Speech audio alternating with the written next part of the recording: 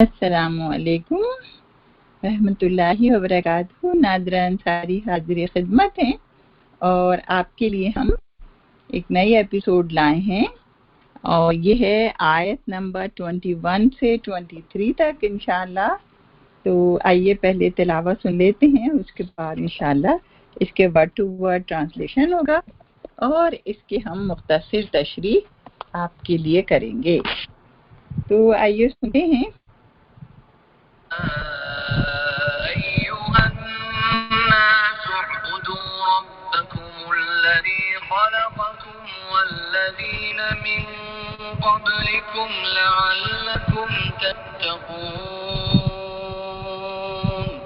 الذي جعل لكم الأرض فراشا والسماء بناء وأنزل من السماء ماء فأخرج به من الثمرات رزقا لكم فلا تجعلوا لله أندادا وأنتم تعلمون وإن كنتم في ريب مما نزلنا على عبدنا فأتوا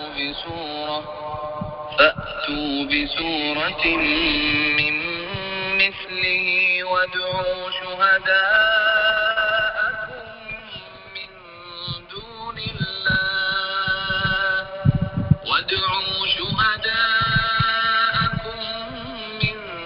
دون الله إن كنتم صادقين فإن اعوذ باللہ من الشیطان الرجیم، بسم اللہ الرحمن الرحیم۔ نحمدہ و نصلی علی رسولہ الکریم وعلی ازواجہ و اصحابہ و ذریاتہ اجمعین۔ رب اشرح لی صدری ویسر لی امری واحلل عقدۃ من لسانی یفقہوا قولی۔ آیت نمبر 21 کا ہم پہلے ورڈ ٹو ورڈ ٹرانسلیشن کریں گے۔ یا ایہا، یا جو ہے یہ حرف ندا ہے اور ایہا الناس یہ ہے منادا۔ یا ایہا الناس اے لوگوں، عبدو عبادت کرو۔ اس میں امر ہے، فعل امر ہے یہ، اور اس کا روٹ ورڈ ہوگا این بادال۔ کس کی عبادت کرو؟ ربکم، اپنے رب کی، الذی جس نے، خلقکم، اب یہ بدل ہو گیا رب کا الذی، الذی جس نے، خلقکم خلقا پیدا کیا، کم تم کو، و اور الذین ان لوگوں کو، من قبلکم من سے یہ حرف جر ہے، قبلکم مجرور ہے، قبلکم تم سے پہلے، اور کیوں پیدا کیا؟ لعلکم شاید کہ تم، حرف مشبہ بالفعل ہے یہ، لعلکم شاید کہ تم، تتقون پرہیزگار ہو جاؤ۔ تتقون اور متقین ہم یہ پڑھ چکے ہیں اور اس کا روٹ ورڈ ہوتا ہے واو قاف اور یا۔ الذی، اب الذی جو ہے یہ رب کے لیے بدل آیا ہے، الذی جس نے، جعل بنایا یا پیدا کیا، لکم تمہارے لیے، الارض زمین، فراشن فرش یا بچھونا۔ فراش ایسے بستر کو کہتے ہیں، ایسے آرام دہ بستر کو کہتے ہیں کہ جس میں انسان کو بہت آرام آتا ہے۔ تو زمین جو ہے وہ انسان کے لیے بچھونا ہے۔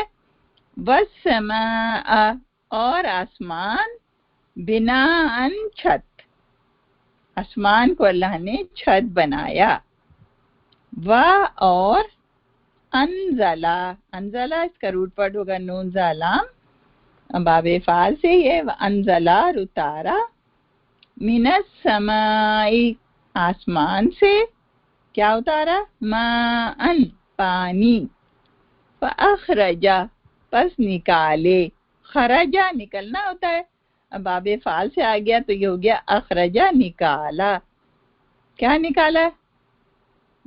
کہاں سے نکالا؟ زمین سے نکالا. پانی جب زمین پہ برسا تو پھر اس میں نباتات بنی. تو فاخرجا پس نکالا بھی اس سے من الثمراتی. ثمرتن جو ہے وہ واحد ہے اور ثمرات اس کی جمع ہے. تو من الثمراتی پھل اس کے. اب دیکھیں پھل کا مطلب یہ نہیں ہے کہ آپ سمجھیں کہ سیب اور انگور اور اس طرح کے کیلے یہ چیزیں، بلکہ ثمر نہ نتیجے کو کہتے ہیں. تو اس میں پھول بھی آتا ہے، پھل بھی آتا ہے، اناج بھی آتے ہیں، ساری چیزیں آتی ہیں. تو کہا تمہارے لیے یہ ثمر نکالے. کیا ہے وہ تمہارے لیے؟ رزق لکم، یہ تمہارے لیے رزق ہے. فلا، بس اب تمہیں کیا کرنا چاہیے؟ فلا پس نہیں تجعلو، تم ٹھہراؤ. جیم عین لام اس کا روٹ ورڈ ہے، ہم پہلے بھی پڑھ چکے ہیں یہ لفظ. اب یہاں پہ فعل امر ہے. فلا تجعلو، پس تم نہ ٹھہراؤ. للہ، اللہ کے لیے. کیا چیز؟ اندادہ، شریک. اندادن ندن ہوتا ہے واحد، اور اندادن اس کی جمع ہے. تو کوئی بھی شریک مت ٹھہراؤ. وَأَنْتُمْ، اور تم، تعلمون، جانتے ہو. تعلمون کا روٹ پڑ ہوگا عین لام میم، یعنی جانتے بوجھتے. جب ہر چیز پتہ چل گئی تو پھر تمہارا کام یہ ہے کہ اللہ کے ساتھ شریک ٹھہرانا چھوڑ دو. آگے کی آیت ہے و، اور ان اگر کنتم ہو تم فی ریبن، ریب کا ہم پہلے بھی پڑھ چکے ہیں لفظ. فی ریبن، شک میں. مما، یہ من اور ما کو ملا کے لفظ بنا ہے. مما، اس میں جو نزلنا، نزلنا کا روٹ ورڈ بھی نون زا لام ہے، اور یہ باب تفصیل سے آیا کہ نزلنا، ہم نے اتارا، علی عبدنا، اپنے بندے پر. اب یہ اللہ تعالیٰ کہہ رہے ہیں کہ اگر تم شک میں ہو یہ قرآن ہم نے اپنے بندے پر اتارا ہے تو کیا کرو تم؟ فاتو، پس لے آؤ. یہاں بھی امر ہے، پہلے امر ہے. فاتو، پس لے آؤ. بصورتن، بصورتن، ایک صورت. من مثلہ، اس کے جیسی. ودعو، اور پکارو، بلا لو. یہ لفظ بھی ہم پڑھ چکے ہیں. شہداءکم، شہداء جو ہے وہ شہید کی جمع ہے جس کے معنی گواہ کے ہوتے ہیں. تو کہا اپنے گواہوں کو بلا لو. اور یہاں پہ مددگار اس کا مطلب ہے، اور کہیں پہ ہم نوا بھی لکھا ہوتا ہے کہ ہم نواؤں کو بلا لو. من دون اللہ، من سے، دونی سوا، اللہ ہی اللہ کے. ان کنتم، اگر ہو تم، صادقین، سچے. کس چیز؟ صادق، صادق ہوتا ہے اس کا سنگولر اور پلورل ہے صادقون. تو کہا کہ تم سچے ہو. کس چیز میں سچے ہو؟ یعنی اس چیز میں سچے ہو کہ یہ محمد صلی اللہ علیہ وسلم نے خود لکھ لیا ہے، تو پھر تم بھی ذرا لکھ کے لے آؤ. تو اب آئیے ہم اس کی تشریح کرتے ہیں. رب اشرح لی صدری ویسر لی امری واحلل عقدۃ من لسانی یفقہوا قولی. اللہ سبحانہ تعالیٰ جو ہیں اس میں تمام انسانوں سے مخاطب ہیں. لیکن پہلی جو آیت تھی اس میں جو ہے اللہ سبحانہ تعالیٰ نے کہا تھا ہدایت ہے متقین کے لیے، اور متقین کے ہم نے آپ کو 3 درجے بتائے تھے. تو یہاں پہ اللہ سبحانہ تعالیٰ نے تمام لوگوں کو مخاطب کیا ہے، تمام انسانوں کو، چاہے وہ اللہ کو مانتے ہیں چاہے نہیں مانتے، چاہے وہ کافر ہیں، چاہے وہ کیا کہنا چاہیے اس کو، ایتھیسٹ ہیں، چاہے وہ جو ہیں وہ مشرک ہیں، چاہے وہ کسی مذہب کے ماننے والے ہوں. تو سب کو اللہ سبحانہ تعالیٰ مخاطب کرتے ہیں. کیوں؟ اس لیے کہ سب اللہ کی مخلوق ہیں. اللہ تعالیٰ سے زیادہ کون جانے گا اپنے بندوں کو.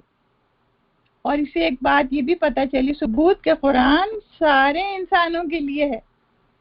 تو یا ایھا الناس، اے لوگو، کیا کہا گیا کہ عبدو، عبادت کرو، غلامی کرو، بندگی کرو. किसकी करो? रब्बा की, अपने रब की। अब ये हम आपको रब के मायने बता चुके हैं, तो आप उसको याद रखिएगा कि उस तमाम माने जहन में आ जाने चाहिए कि अपने रब की इबादत करो जिसने तुमको पैदा किया। देखे ना, हम में से कोई इंसान इस बात पे कादिर नहीं है कि खुद पैदा हो जाए, अपने माँ बाप को चूज कर ले और अपना जमाना खुद चूज कर ले कि हम तो इस जमाने में पैदा होंगे, हम तो इस मुल्क में पैदा होंगे। हम कुछ भी नहीं चूज कर सकते। जहाँ जिस जगह चाहता है अल्लाह हमको पैदा कर देता है। अल्लाज़ी खलक़कुम, और हम अपनी सूरत भी नहीं चूज कर सकते, हम अपनी उम्र भी नहीं कर सकते कि हम कितनी उम्र लेकर अपने लिए मुकर्रर करेंगे, कुछ भी नहीं कर सकते। सब कुछ अल्लाह के हाथ में है। उसमें अल्लाह ताला कह रहे हैं कि तुम्हारा रब कह रहा है, मेरा और आपका रब कह रहा है कि उसी ने हम सबको पैदा किया है, और न सिर्फ हम सबको बल्कि जो हमसे पहले लोग गुजर गए, वल्लज़ीना मिन क़ब्लिकुम। देखिए यहाँ पे तो मुराद जो हैं कुम से अहले मक्का हैं या अहले मदीना हैं। मदनी सूरत तो अहले मदीना है ना, लेकिन ये आयत वैसे आम है, क्योंकि ये बात बिल्कुल सही है कि हम हर जमाने में ये आयत सही रहेगी कि आज भी और आज के बाद, आज से पहले जो लोग गुजरे हैं वो भी अल्लाह के हुक्म से पैदा हुए, और आज के बाद जो लोग आएंगे वो भी अल्लाह के हुक्म से पैदा होंगे।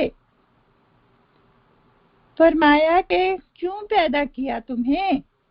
लअल्लकुम तत्तकून, शायद कि तुम, उम्मीद है कि तुम, लाला जो है तुरज्जी के लिए भी आता है, उम्मीद है कि तुम परहेजगार हो जाओ, बच जाओ, बुरे कामों से बच जाओ, नेकी के रास्ते पर चलो, सही रास्ते पर चलो और कामयाब हो जाओ, और अल्लाह ने जो कामयाबी की जगह बनाई है तुम्हारे लिए वहां आ जाओ।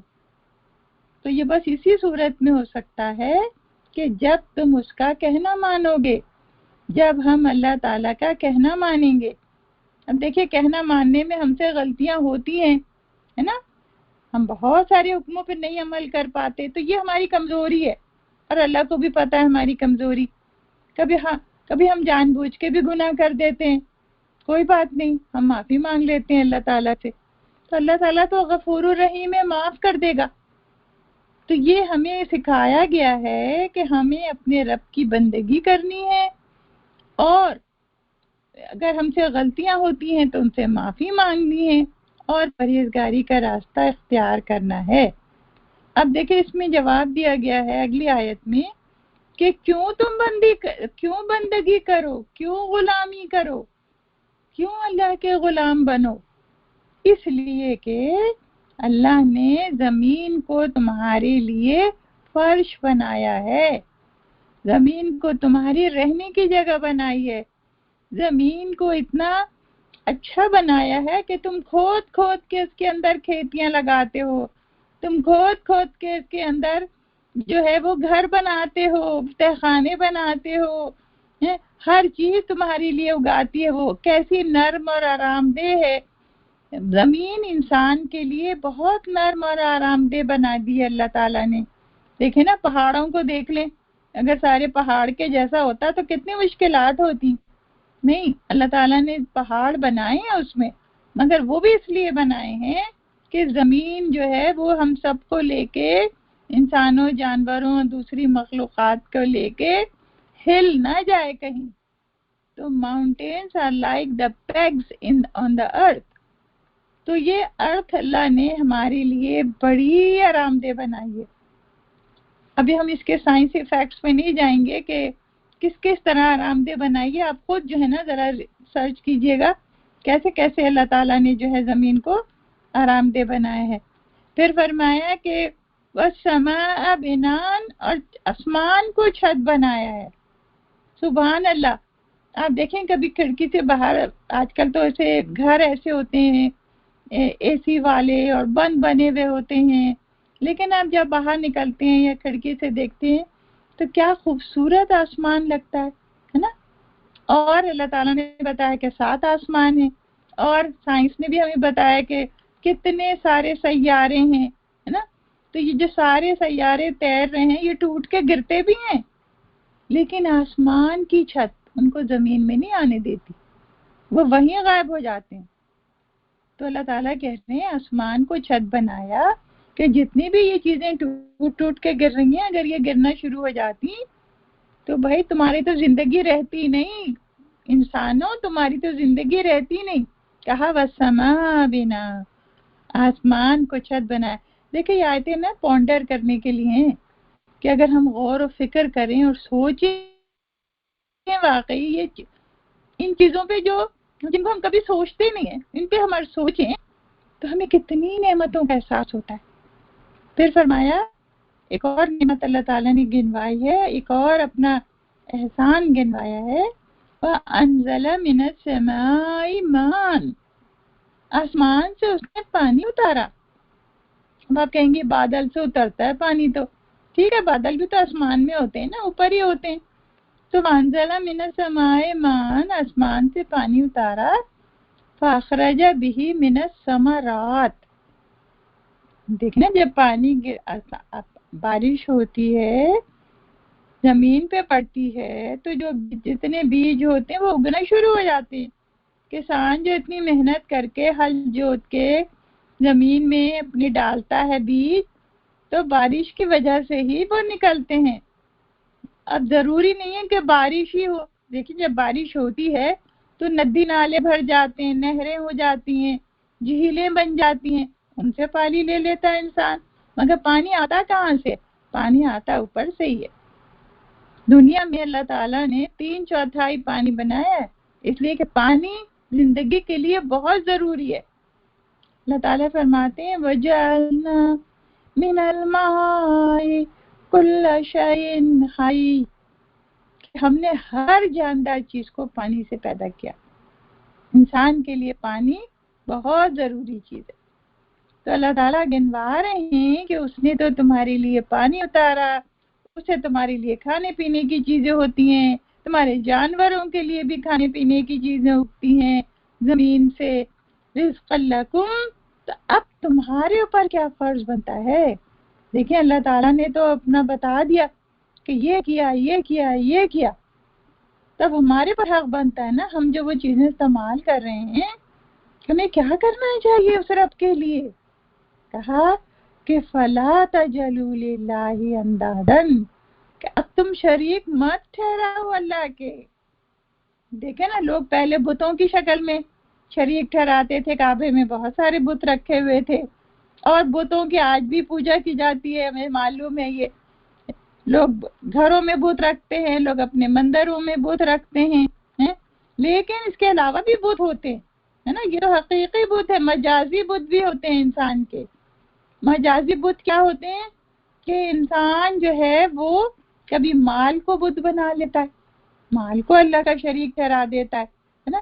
کبھی اولاد کو شریک ٹھہرا دیتا ہے، کبھی کسی دوا کو شریک ٹھہرا دیتا ہے، کبھی کسی رسم و رواج کو شریک ٹھہرا دیتا ہے. اب دیکھیں اللہ کا شریک ٹھہرانا کیا ہے؟ اللہ کا شریک ٹھہرانا یہ ہے کہ آپ یہ کہیں کہ یہ چیزیں انہوں نے بھی بنائی ہیں. فرشتوں کو اللہ کی بیٹیاں کہتے تھے نا، اور آج بھی لوگ کہتے ہیں کہ قبروں میں جو مدفون لوگ ہیں وہ ہماری سفارش کر رہے ہیں، وہ ہماری دعائیں سن رہے ہیں، ہے نا. تو یہ سب اللہ کا شریک ٹھہرانا ہے. جس شریک جو ہے انسان کوئی بھی صفت اللہ سبحانہ تعالیٰ کی کسی کو دے دینا، یہ اس کا شریک ٹھہرانا ہے، چاہے ہم حقیقی طور پہ دیں اور چاہے ہم مجازی طور پہ دیں. اور اللہ تعالیٰ جو ہے کہا نا شاعر نے باطل دوئی پسند ہے حق لا شریک ہے، کہ اللہ کے ساتھ شرکت جب ہوتی ہے تو اللہ اس عمل کو قبول نہیں کرتا. اسی لیے ریا شرک ہے، دکھاوا جو ہے اس کو شرک کرتے ہیں.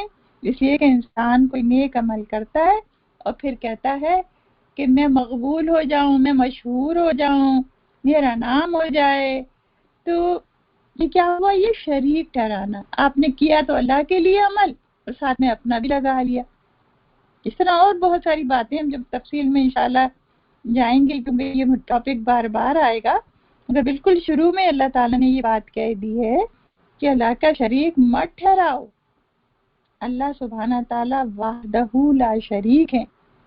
اور کہا وَإِن كُنتُمْ فِي رَيْبٍ مِّمَّا نَزَّلْنَا عَلَىٰ عَبْدِنَا، اگر تم شک میں ہو کہ جو ہم نے قرآن اپنے نبی پہ نازل کیا ہے، آپ کو معلوم ہے نا کہ جبرائیل علیہ السلام جو ہیں وہ لے کر آئے تھے. پہلی وحی جو ہے کون سے اس میں نازل ہوئی تھی؟ غار حرا میں.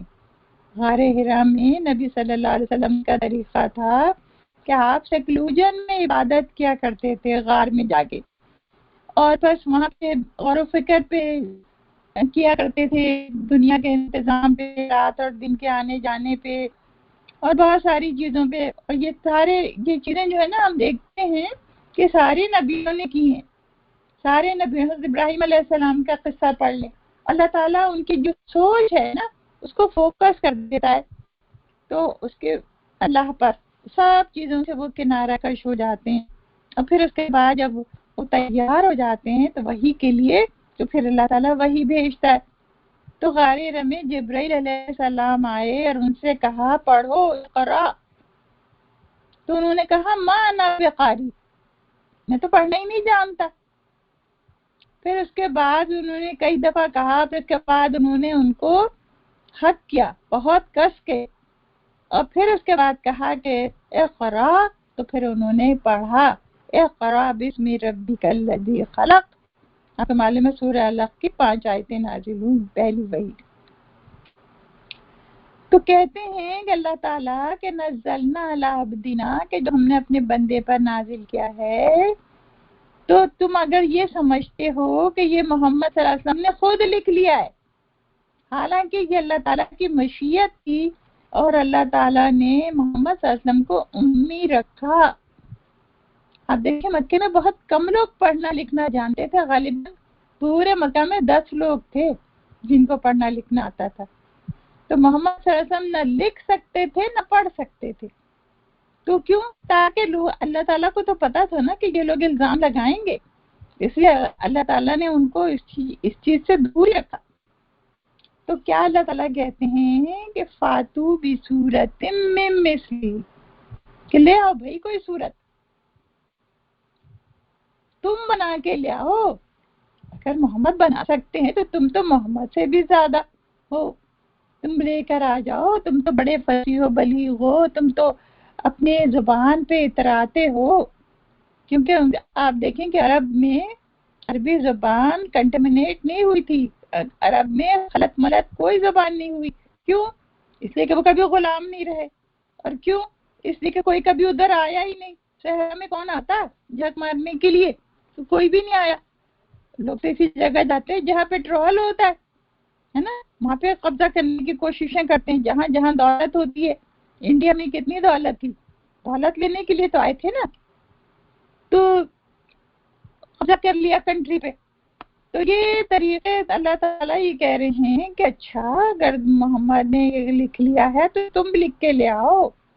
اور کہا من مثلہ، اس کی طرح کی کوئی چیز لے آؤ. دیکھیں بالکل ویسی تو تم لا نہیں سکتے، کہا اس کی طرح کی کوئی چیز لے آؤ. اور وہ بنانے میں کیا کرو، وَادْعُوا شُهَدَاءَكُمْ، اور اپنے مددگاروں کو بھی بلا لو. اور ہم آگے کی صورتوں میں انشاءاللہ پڑھیں گے، اس میں ہے کہ جنات کو بلا لو، انسان کو بلا لو، جو بھی تمہارے ہمدرد ہیں، جو بھی تمہارے ایکسپرٹیز ہیں، ایکسپرٹس لوگ ہیں، سب کو بلا لو. سب مل کے کوششیں کر لو، بنا کے لے آؤ ایک صورت بنا کے لے آؤ، بس زیادہ نہیں. من دون لا کو چھوڑ کر، ان کنتم صادقین، اگر تم سچے ہو. دیکھیں حدیثوں میں آتا ہے کہ حضرت علی رضی اللہ تعالیٰ عنہ جو تھے، جب سورہ کوثر نازل ہوئی تو انہوں نے جا کے کعبے کے دروازے پر لٹکا دی. کیوں؟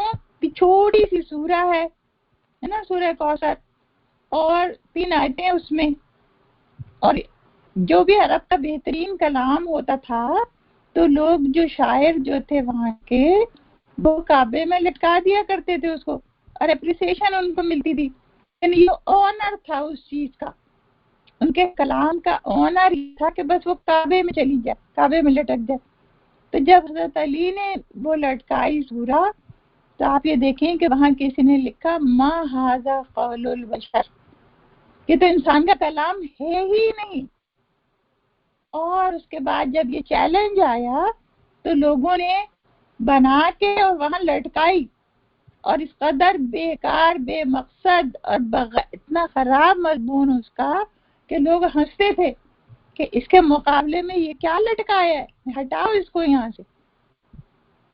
تو قرآن کا اعجاز یہ ہے کہ نہ صرف یہ کہ اس کا کلام بہت اعلیٰ ہے، اس کا کنسٹرکشن بہت اعلیٰ ہے جملوں کی، اور لاسانی ہے اور شاہکار ہے، بلکہ اس کے مضامین بھی بہت اعلیٰ ہیں.